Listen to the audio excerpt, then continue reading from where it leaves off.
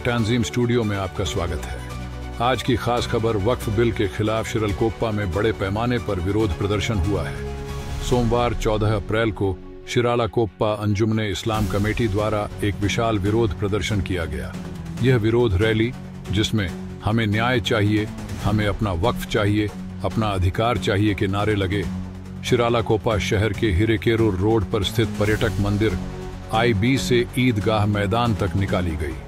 इस विरोध प्रदर्शन के दौरान वक्फ बिल के खिलाफ जोरदार नारे लगाए गए। केंद्र की भाजपा सरकार को मुस्लिम विरोधी सरकार बताया गया।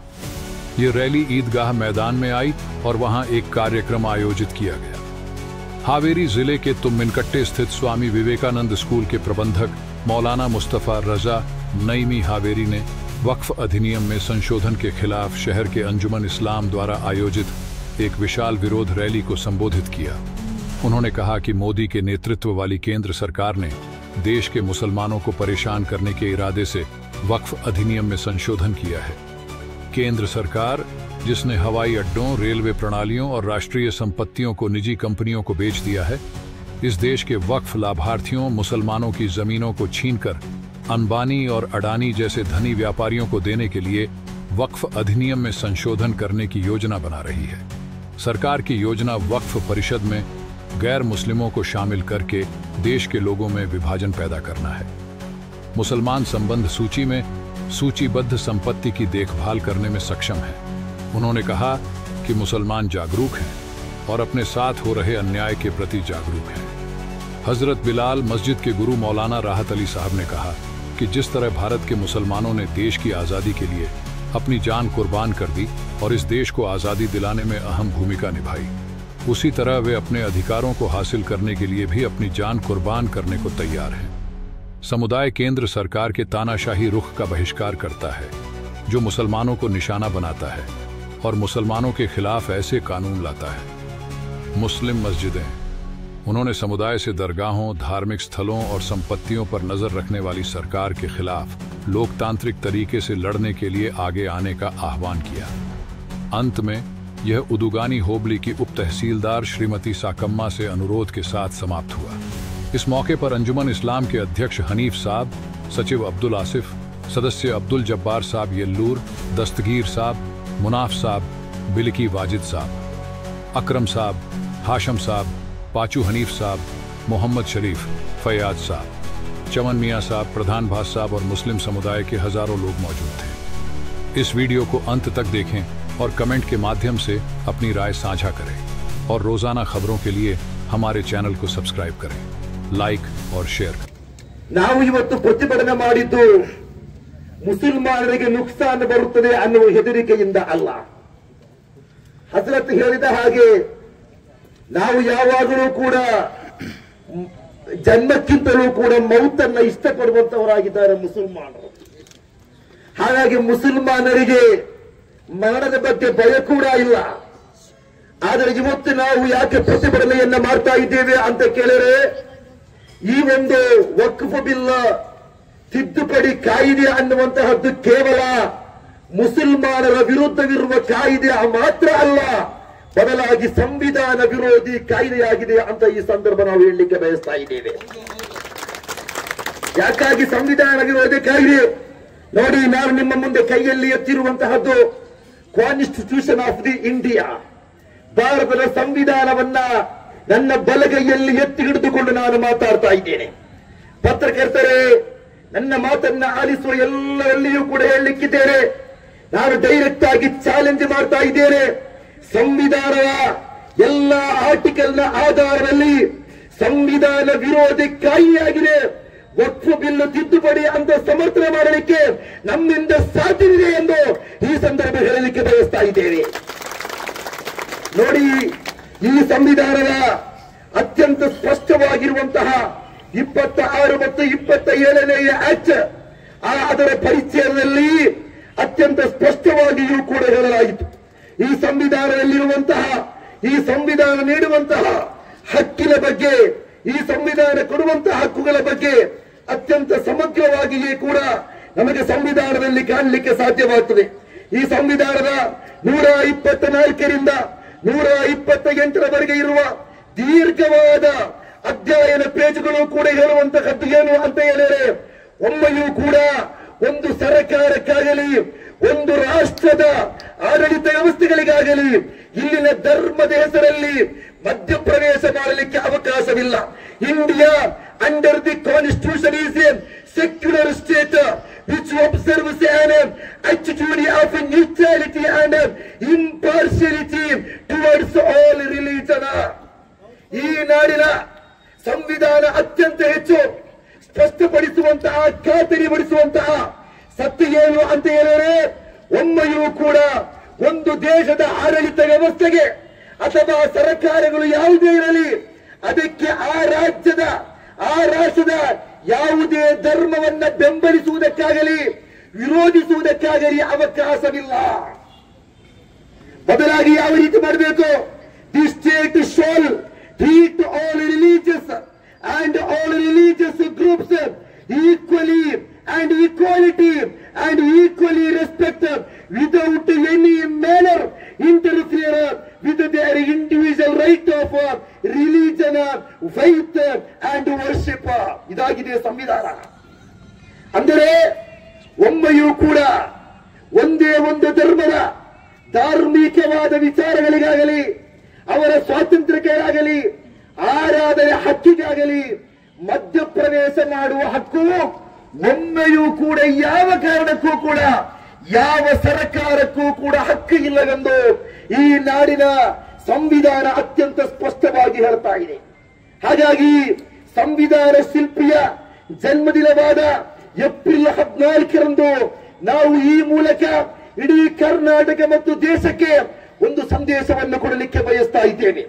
ಏನು ಅಂತ ಹೇಳಿದರೆ, ಒಂದು ವೇಳೆ ಇಲ್ಲಿನ ಬಹುಸಂಖ್ಯಾತ ಹಿಂದೂಗಳನ್ನ ಓಲೈಸುವುದಕ್ಕೆ ಬೇಕಾಗಿ ಈ ನಾಡಿನ ಮುಸ್ಲಿಮರನ್ನ ನೀವು ಅನ್ಯಾಯ ಮಾಡಿದಾಗ ಆ ಮೂಲಕ ನಮಗೆ ಬಹುಸಂಖ್ಯಾತ ಹಿಂದೂಗಳ ಮತವನ್ನು ಪಡೆಯಬಹುದು ಅನ್ನುವ ಒಂದು ಕನಸು ಇದ್ದರೆ ಅದು ಹಗಲು ಕನಸು ಮಾತ್ರವಾಗಿದೆ ಎಂದು ಈ ಸಂದರ್ಭದಲ್ಲಿ ಐಬಕ್ ಅವರು ಆರಂಭವಾಗಿ ದೆಹಲಿಯ ಸಾಮ್ರಾಜ್ಯ ನಾಯಕರು ಬಹಳಷ್ಟು ಸೊತ್ತುಗಳನ್ನ ವಕಫ್ ಮಾಡಿದರು. ಹುಜೂರ್ ಆಕಾ ಸಲ್ಲಲ್ಲಾಹು ಅಲೈಹಿ ವಸಲ್ಲಮರ ಕಾಲದಲ್ಲಿಯೇ ವಕಫ್ ಇದೆ.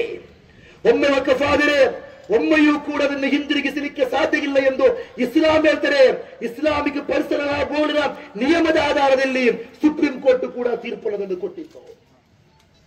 ನಂತರ ಆ ಕುತುಬುದ್ದೀನ್ ಐಬಕ್ರಿಂದ ಆರಂಭವಾಗಿ ಭಾರತದ ಸಾವಿರಾರು ಎಕರೆ ಭೂಮಿಗಳು 92 ಲಕ್ಷ ಎಕರೆಯಷ್ಟು ಭೂಮಿ ಇವತ್ತು ವಕ್ಫದಲ್ಲಿ ಇದೆ. ಆದರೆ ಈಗ ಅಂಬಾನಿಯ ಕಟ್ಟಡ, ಅವನ ದೊಡ್ಡ ಐಷಾರಾಮಿ ಮನೆ ಬಾಂಬೆಯಲ್ಲಿ ವಕ್ಫದಲ್ಲಿ ಇದೆ ಅನ್ನೋ ಒಂದೇ ಒಂದು ಕಾರಣಕ್ಕಾಗಿ ಈ ಸರ್ಕಾರ ವಕ್ಫ್ ಬಿಲ್ ಅಬಾಂಡ್ಮೆಂಟ್ ಕಾಯ್ದೆಯನ್ನು ತರಲಿಕ್ಕೆ ಮುಂದಾಗ್ತಾ ಇದೆ ಅನ್ನೋದು ಅತ್ಯಂತ ನಾಚಿಕೆ ಅಂತ.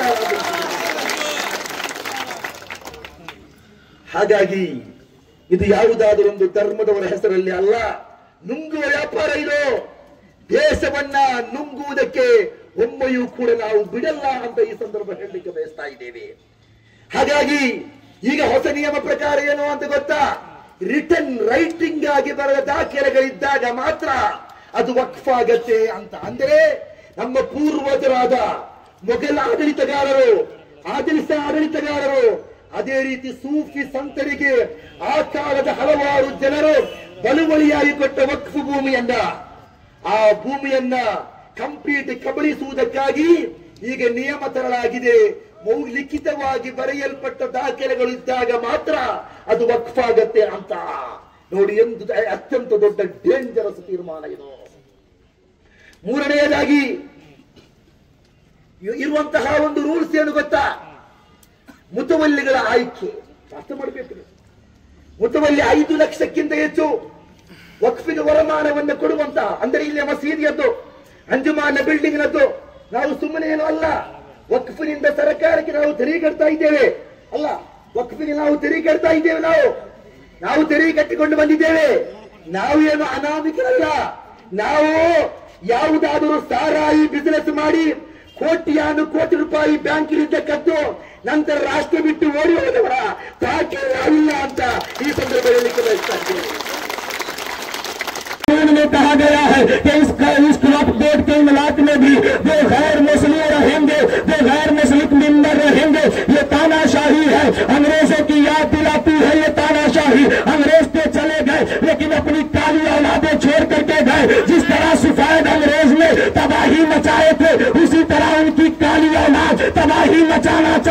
है, लेकिन हम कह देना चाहते हैं हमने हिंदुस्तान को ताबेदारी के तौर पर कबूल नहीं किया है, हमने हिंदुस्तान को वफादारी की बुनियाद पर कबूल किया है, इसलिए हम हिंदुस्तान के वफादार भी है, हकदार भी है। हमने हिंदुस्तान को ताबेदारी के तौर पर कबूल नहीं किया है और इसलिए कि हमने हिंदुस्तान को वफादारी की बुनियाद पर कबूल किया है, इसलिए हम हिंदुस्तान के वफादार भी हैं और हिंदुस्तान के हकदार भी हैं। जिस तरह और लोगों ने हिंदुस्तान की आजादी के लिए अपने खून को बहाया है, उसी तरह हमारे असलाफ अबो अजदाद ने भी अपने खून को पानी की तरह हिंदुस्तान की आजादी के लिए बहाया है। जब तो राहत इंदौरी ने कहा है कि सभी का खून शामिल है, यहाँ की मिट्टी में किसी के बाप का हिंदुस्तान थोड़ी है। गाहों को तोड़ दिया जाएगा और जब मुसलमान उसकी हिफाजत के लिए रोड पर आएंगे तो उसके घरों पर भी बुलडोजर चला दिया जाएगा और हिंदुस्तान से इसे भगाने की कोशिश की जाएगी। याद रखो मुसलमानों, आज हम सोए हैं, हमारे खिलाफ कितनी तैयारियां हो रही है, हमारे खिलाफ ये काला कानून जो लाया गया है, इस काला कानून में हमारे खिलाफ ऐवानों में तय किया गया, इनकी इबादत गाहों को गिराओ, इनकी कब्रिस्तानों को गिराओ, इनके बड़े बड़े बादशाहों ने, जिन बादशाहों ने हिंदुस्तान की सरजमीन पर अदल के वो जौहर बिखेरे हैं, अपने तो अपने गैर भी इस बादशाह की तारीफ करते हुए नजर आते हैं। उस बादशाह की कब्र को हटाने की कोशिशें की जा रही है हजरत औरंगजेब आलमगीर की, लेकिन वो औरंगजेब आलमगीर जिसने अदल इंसाफ से पूरे हिंदुस्तान में वो तारीफ पेश किया है कि जमाना उसके अदल इंसाफ पर नाज करती हुई नजर आती है। हमारे अबो अजदाद ने इस मिट्टी के लिए बड़ी कुर्बानियां पेश की है। अल्लामा फजले हक खैराबादी ने इस वतन के लिए शहीद हुए, अल्लामा सदरुद्दीन आसूदा ने इसी वतन के लिए शहीद हुए, अल्लामा जो है अल्लामा किफायत अली काफी इसी वतन के लिए शहीद हुए। लेकिन मुसलमानों सुनो, हम इस वतन से इतनी मोहब्बत करते हैं, इतना प्यार करते हैं कि जब शहीद अशफाकुल्लाह खान को फैजाबाद के जेल में जब फांसी के फंदे पर चढ़ाया गया और पूछा गया अशफाकुल्लाह खान बता तेरी आखिरी ख्वाहिश क्या है, अशफाकुल्लाह खान ने कहा कुछ आरज़ू नहीं, बस आरज़ू ये है लाके रख दे कोई थोड़ी सी खाके वतन कफन में, थोड़ी सी खाके। ಸರ್, ಇವತ್ತಿನ ದಿವಸ ಶಿರಾಳಕೊಪ್ಪದಲ್ಲಿ ಬಹುಸಂಖ್ಯಾತ ಜನ ಸೇರಿ ಒಂದು ಸಂಘಟನೆ ಪ್ರತಿಭಟನೆ ಮಾಡಿದ್ರು. ಈ ಒಂದು ಪ್ರತಿಭಟನೆ ಬಗ್ಗೆ ನೀವು ಏನು ಹೇಳಿಕ್ಕೆ ಬಯಸ್ತೀರಾ ಸರ್? ನೋಡಿ, ಇವತ್ತು ರಾಷ್ಟ್ರಾದ್ಯಂತ ಶಿರಾಳಕೊಪ್ಪ ಮಾತ್ರ ಅಲ್ಲ, ರಾಷ್ಟ್ರಾದ್ಯಂತ ಕೂಡ ಇತ್ತೀಚೆಗೆ ಕೇಂದ್ರ ಸರ್ಕಾರ ತಂದಿರುವಂತಹ ವಕ್ಫ್ ಅಮೆಂಡ್ಮೆಂಟ್ ಬಿಲ್ ತಿದ್ದುಪಡಿ ಕಾಯ್ದೆ ವಿರುದ್ಧ ಮುಸಲ್ಮಾನರು ಅಂತೇಳಿ ಮಾತ್ರ ಅಲ್ಲ, ಸಂವಿಧಾನ ಪ್ರೇಮಿಗಳೆಲ್ಲರೂ ಕೂಡ ಜೊತೆ ಸೇರಿಕೊಂಡು ಬಹಳಷ್ಟು ಉತ್ತಮವಾದ ರೀತಿಯಲ್ಲಿ, ಅಂದರೆ ಆಕ್ರೋಶಭರಿತರಾಗದೆ, ತೀವ್ರವಾದಿಗಳಾಗದೆ, ನಮಗೆ ಸಂವಿಧಾನ ನೀಡಿರುವಂತಹ ಹಕ್ಕಿನ ಅನ್ವಯ ನಾವು ನಮ್ಮ ಪ್ರತಿಭಟನೆಯ ಮೂಲಕ ಇದು ಅನ್ಯಾಯ ಅಂತ ಹೇಳಿ ಕೇಂದ್ರ ಸರ್ಕಾರಕ್ಕೆ ಮತ್ತು ನ್ಯಾಯಾಲಯಕ್ಕೆ ತಿಳಿಸುವಂತಹ ಪ್ರಯತ್ನವನ್ನು ನಾವು ಮಾಡ್ತಾ ಇದ್ದೇವೆ. ಆ ನಿಟ್ಟಿನಲ್ಲಿ ನಮ್ಮ ಶಿರಾಳಕೊಪ್ಪ ಅಂಜುಮನ್ನವರು ಕೂಡ ಇವತ್ತು ಬಹಳ ಸುಂದರವಾದ ರೀತಿಯಲ್ಲಿಯೇ ನಾವು ಈ ಕಾರ್ಯಕ್ರಮವನ್ನು ಪ್ರತಿಭಟನೆಯನ್ನು ಆಯೋಜಿಸಿದೆವು.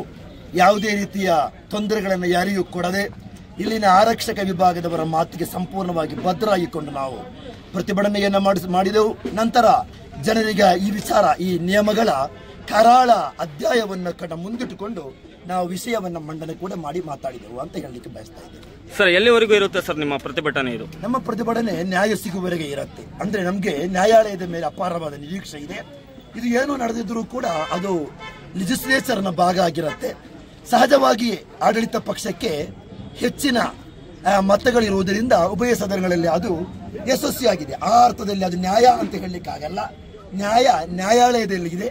ಭಾರತದ ಮಣ್ಣು ಯಾವಾಗಲೂ ಕೂಡ ಸತ್ಯ ಭಾರತದಲ್ಲಿ ಗೆಲ್ತದೆ, ಸತ್ಯಮೇ ಜಯತೆ. ಹಾಗಾಗಿ ವಕ್ಫ್ ಬೋರ್ಡ್ನಲ್ಲಿ ನಾವು ಗೆಲ್ತೇವೆ ಅಂತ ಈ ಸಂದರ್ಭ ಬೇಡಿಕೆ ಬಯಸ್ತಾ ಇದ್ದೇವೆ. Okay sir, thank you.